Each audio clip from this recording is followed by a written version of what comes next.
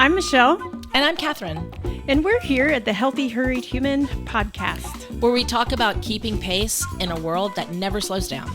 Well, we're back. Can you believe we're in season 2? This is our first episode for season 2. I'm very excited and proud of us, Catherine. It's been so much fun, and getting feedback from season 1 has been great and helpful. Mm-hmm.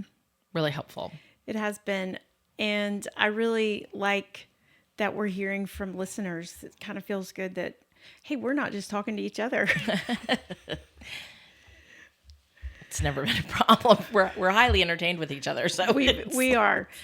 So we're going to be jumping off and doing some things a little different this season for the next 10 to 12 episodes. But you wanted to tell me something about a friend of yours. Oh, right. I was at a dinner the other night for a fundraiser, and I was sitting next to a person who literally had just retired. Like the next day was going to be the first day of his retirement. And it was a lot of conversation around the table. There was another retiree, what to expect. And I was thinking, you've hit this milestone we all dream about, right? Getting to retire. And I asked him, what are you going to miss the most about your job? Because I'm already thinking, like, can I help him transition well into retirement? Can I give him great ideas of how to take your thing you love the most about your job and replicate it in the civilian world, for lack of better terminology? And he said, I'll tell you what I'm not going to miss. All of the emails. Oh my gosh. He said, I'm not looking at an email for a week. And it made me think, like, I mean, this morning when you got up and checked your emails, Michelle, how many unread emails do you have in your email box? Yes, so Inbox. you know my assistant Grant is a funny guy, and he says that we're going to stage an intervention for my emails because one, I have 4 email accounts that I have to be, the admin for, and every day if I don't clean them out, I have over 300 emails every day. So you're a clean it out as you go. You're not an ignore the process. Well, I was, but your phone tells you how many you have. And I kept getting, people would see that on my phone and they were like, the number would be really high. And it just I was like, at first I thought it was funny. And then I thought, oh, people probably think I'm not doing anything. So I got real self-conscious about the fact that people always comment about that red little number that they could see on my phone. So I decided one day to clean it out. And so now that I've cleaned it out, I'm real good about the number one. I'm like, I don't want to see more than 6 on that number. So I spend several minutes, several times a day cleaning it out. But it's my fault because our email gets out there somehow. You're real good because you have an email account that it's like it is for one purpose. That's right. And then I have a friend of ours that we actually went to school with, Lar Carnuccio, who said, hey, Lar. It's been a long time. He wouldn't, he's real tight on giving out a particular email. Like we're very close friends. He's godfather to one of my kids. So I should have an email. This was years ago. I was like, hey, I need to send you something. He's like, do not share this email. And I thought, wow, that's smart. And I think what you do is smart because you have the one that you just give out whenever people, anything and everything. Well, I have one that's dedicated for, that I give to any, wow. Yeah. It's going to be a fun day today, me finding words. I give it to any retailer. Yeah. So if I'm buying something and purchasing something, that's my retail go-to. And it's very helpful to organize it because that's where all the coupons go to. And it just brings all the junk email down. I just think I when you told me that last year, I was like, that is just, it's brilliant because I don't like being mean when they're like, do you have an email? And I'm like, do I have to give you an email? I don't want to give you that. But you also sometimes want to get the coupons, but they're going to spam you. Anyways, this episode is not called Email Tragedy. Well, it is important and it's funny and it's humorous and we joke about it. I know people who have a dedicated email for their mom. Yeah. Love you, Mom. But because of what mom's sending or for family or different things like that. But this is a legitimate stressor. our lives. Yeah. Having to manage your inbox is a legitimate stressor. And I started doing it for two reasons. One was because I was job searching in 2011, and I was concerned that I was going to miss an important email coming into my all inbox the stuff, and yes. all of the and all the trash. And since then, Google and Outlook and the people They've made it easy for you to look for it. They themselves try to filter out and look for key words to filter out emails and only stuff your inbox with what they've decided is important. But I knew for that job hunting is I wanted to make certain, and I wanted to have an email address that had my name in it. Well, you bring up a really good point, because if somebody had said to me, does your email stress you out? I would have said, I don't think so. It's a pain. And I keep thinking, I'm going to hand this off to Grant to like unsubscribe me from all of this stuff. Yeah.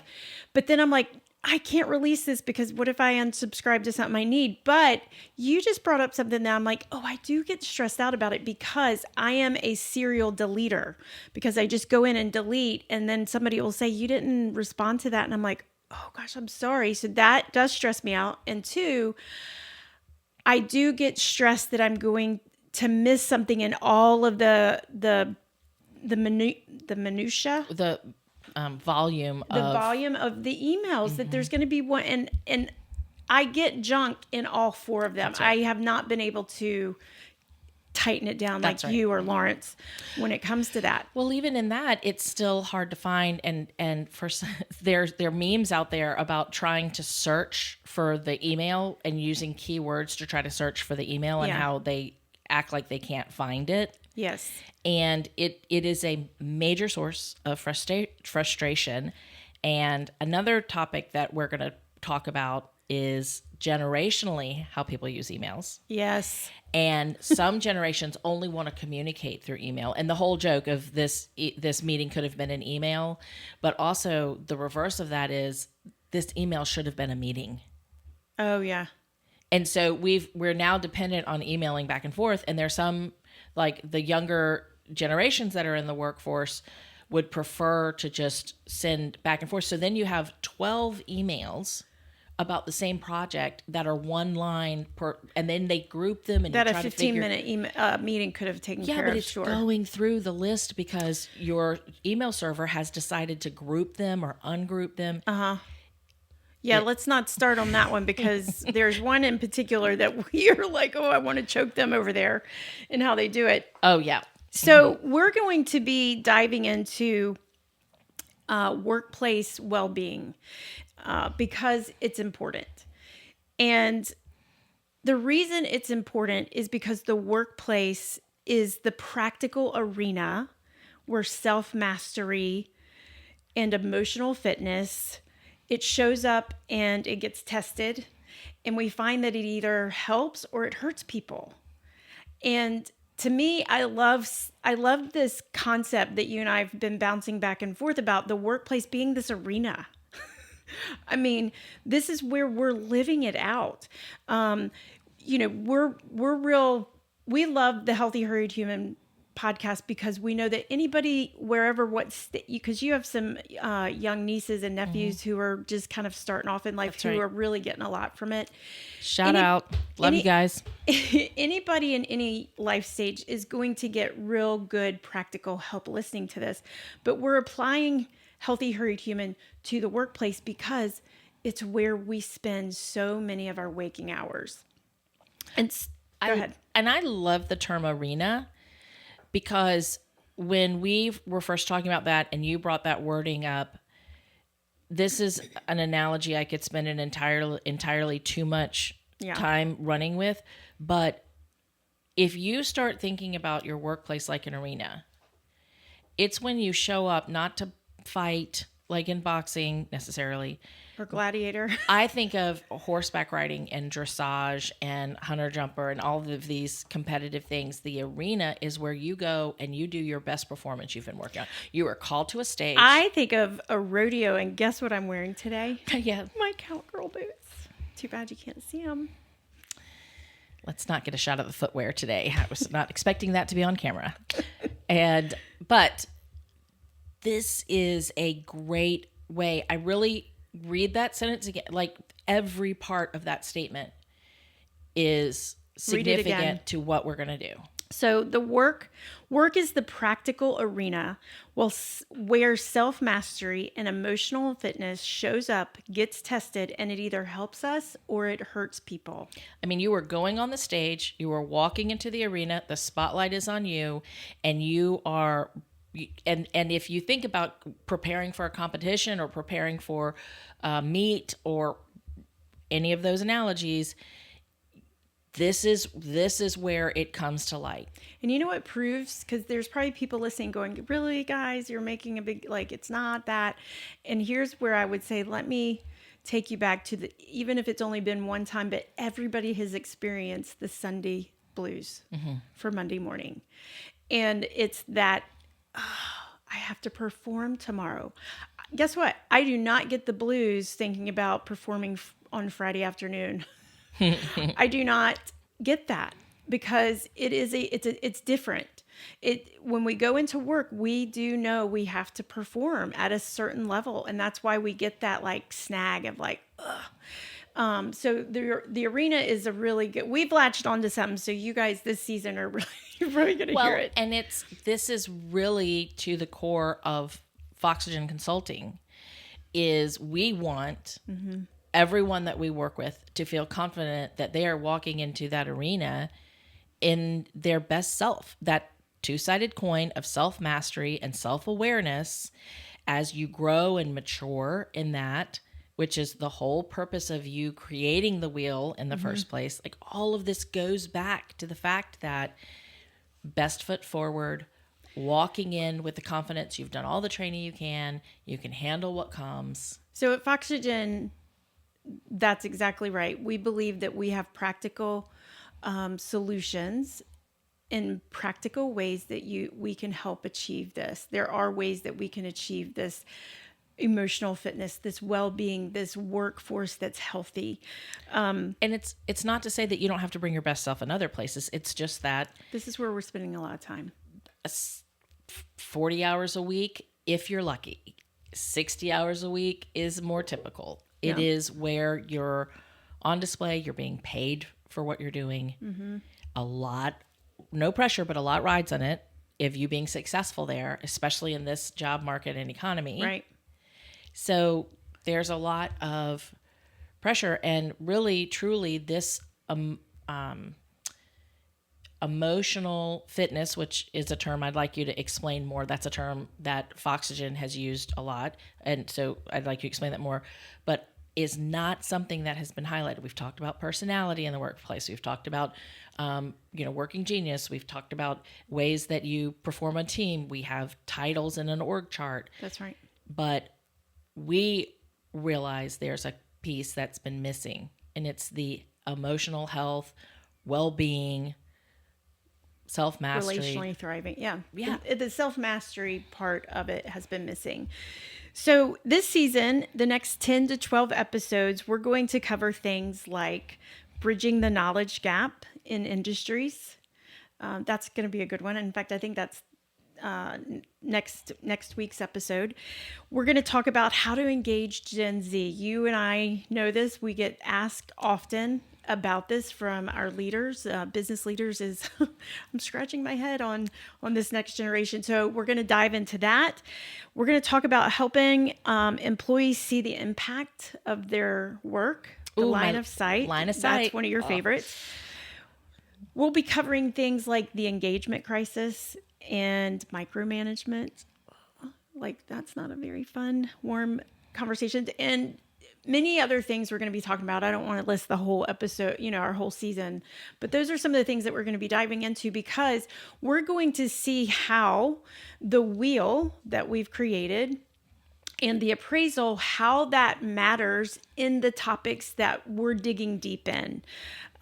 We're also going to be trying to invite some guests on, so our listeners are going to get to hear some perspective outside of Michelle and Catherine. So you asked me to kind of explain why we use the word emotional fitness. Right. How did you come up? You were the first person I heard use that terminology. Well, I like it a lot. And it works well when people understand it, but I put it on a name tag for networking a few years ago. And I realized that people thought I was a fitness person in the workplace. And I'm like, oh, nope, you really got that one wrong. Because they just saw the word fitness and didn't put the whole sentence, the whole phrase together. So I don't wear it on tags anymore, but I do use it in talking because I want it to really explain. I want people to understand well-being to me is a word that's been overused and also understood. What does when we say well-being, that's very subjective. I think well-being, because to you, what makes you well, the other person's like, that is not how I think a little sugar is fine, but to somebody else, they're like, no sugar at all. Right. So it's it's a little too subjective. Whereas I think fitness, we understand fitness. We can literally pick people out of a lineup to say, yeah, I think they're fit, not fit.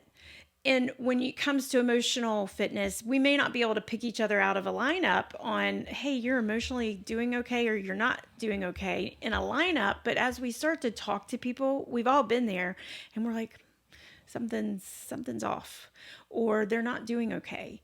And it's real easy for us to say, I may not know what is wrong. I may not be able to zero down on what's going on with me, but I know I'm not okay.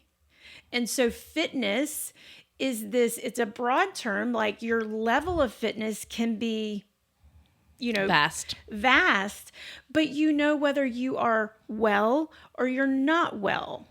And I know that I'm kind of mixing, somebody might say, well, it's just semantics. I like this semantic. I just think it's a great term for us to use to help people, encourage them. I think emotional fitness is positive.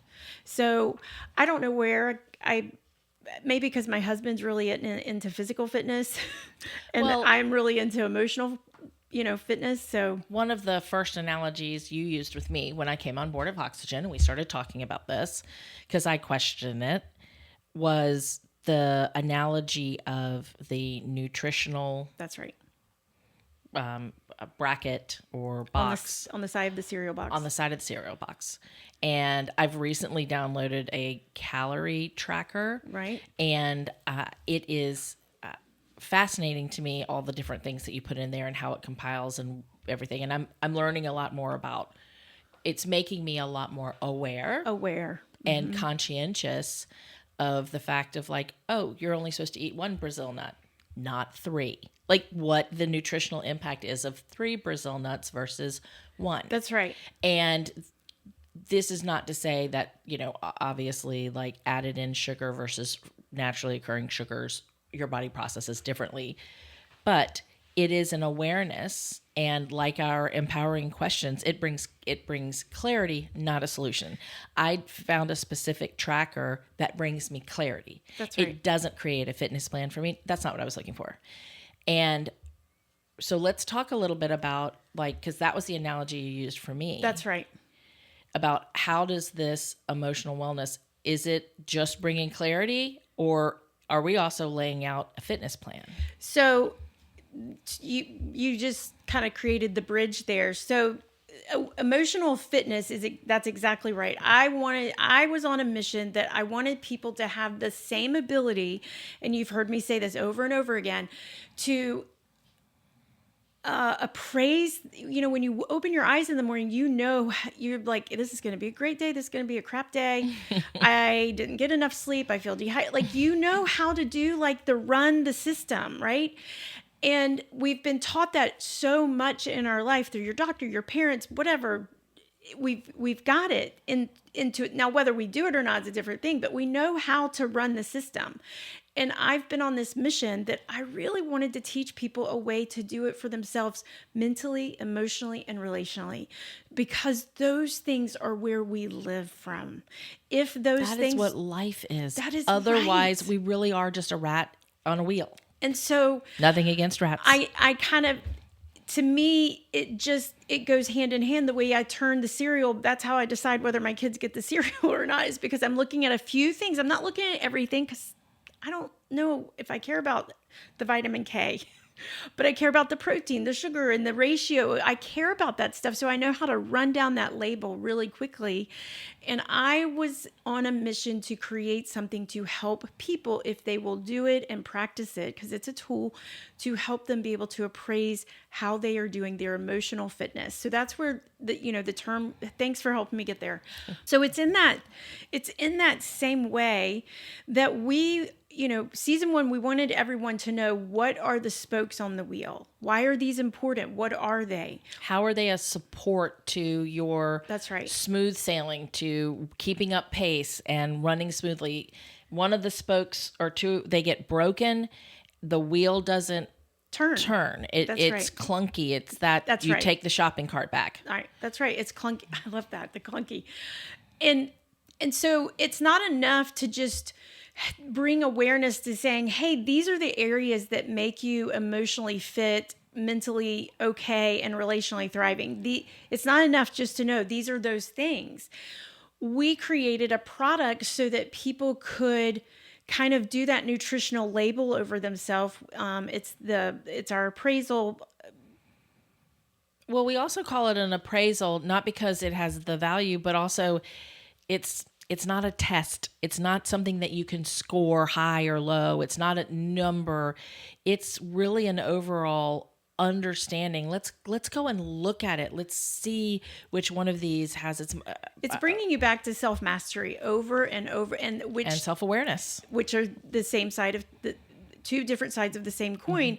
And the more we practice that, so it's a tool that you practice. And so as we dig deep over the next 10 to 12 episodes this season into things like the knowledge gap, how do you work with Gen Z, micromanaging, we are going to be, that's why we started with the wheel in the first season. You're going to be seeing how those sound like workplace matters. Like this is all that these only matter in the workplace, but we're going to see how when you are high functioning on the wheel, how much it can impact these workplace challenges that we come across pretty regularly.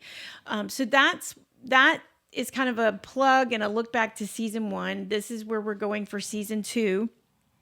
And we're going to really dig in, I think. And I think my hope is that as our listeners are seeing, it starts to come into focus. Like they start to see, oh, I see what's happening here. We're also going to work on some questions. Like we're going to try to bring in about skill set. Like if you start using the system, we use the term run the wheel. My niece Palmer asked me, what does that mean? Right. And I was saying, well, it's like you kind of I think of it like a track, so to speak. You run around the track and you hit each one of these. And we have a tool significant for that. Questions that you ask at each point and appraise yourself. Is this good? Is it bad? Does it need attention? And people want to know, do we use, are you wanting managers and leaders to do this of their people? And it's important that they understand, no, this is not, because self-mastery, the most important thing we can understand, self-mastery, the burden of self-mastery is on the individual. It's on us as an individual. You're not running this on your people.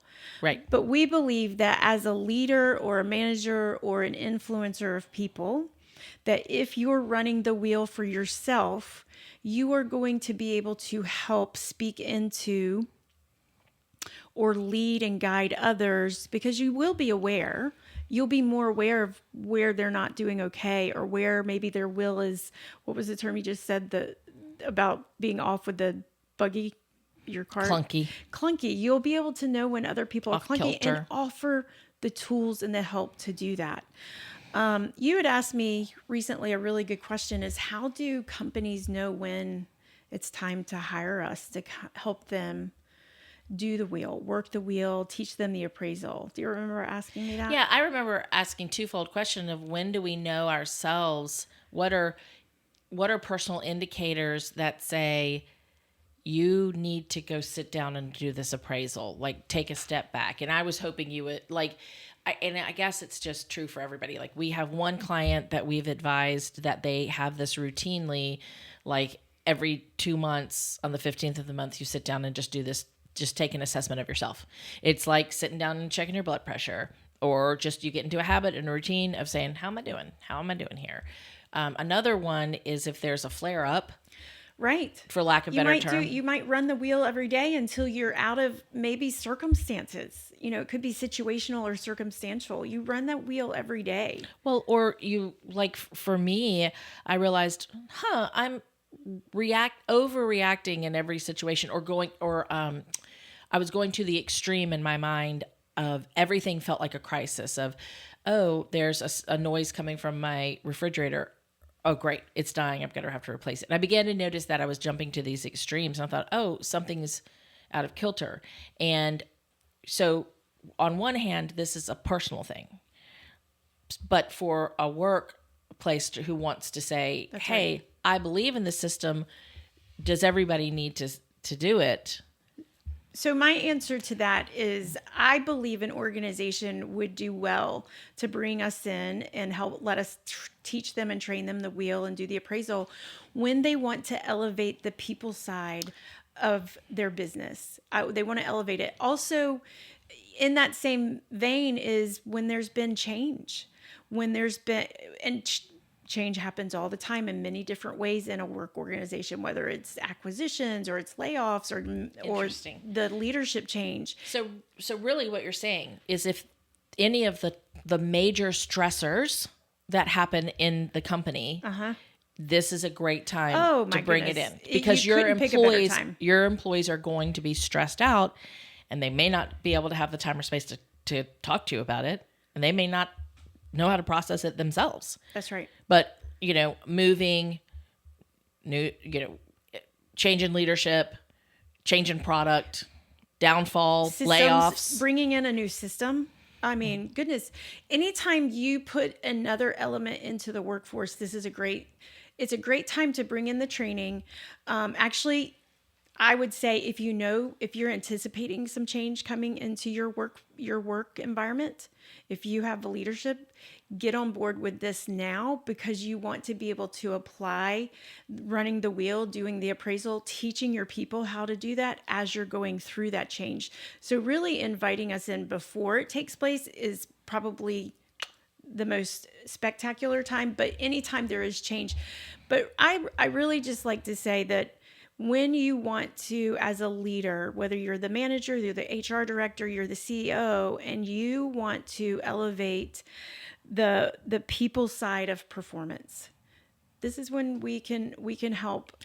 So you're using a term, and I just want to drill down, and maybe we can end with this. Elevating the people side of performance benefits a company how? We're going to see more dedicated teams. You're going to see better leadership, higher engagement, innovation. Like, what would that look like if you had more innovation, solutions to the problems that you're having? And I feel like there was another one that we had talked about, that you're going to healthy teams, leadership, innovation, and retention of employees. And that's right. Retention of the high caliber employees. That's right. That's so important, is you want to retain those very key people who that your organization is going to falter if they leave. And people will leave more quickly. This is a study. I can't tell you where. We'd have to go look it up, but I know that I've read this recently, probably in Harvard Business Review. But your excellent employees will leave faster over an unhealthy workplace more than they will over money. So it's very important to keeping and retaining your key employees. So I'm looking forward to this season, and we will see everybody in episode 2 of season 2, Healthy Hurried Human. The Healthy Hurried Human podcast is presented by Foxygen Consulting. At Foxygen, we provide business and performance psychology and consulting. We believe healthier people make a healthier workplace. Foxygen Consulting, breathing new life into your organization.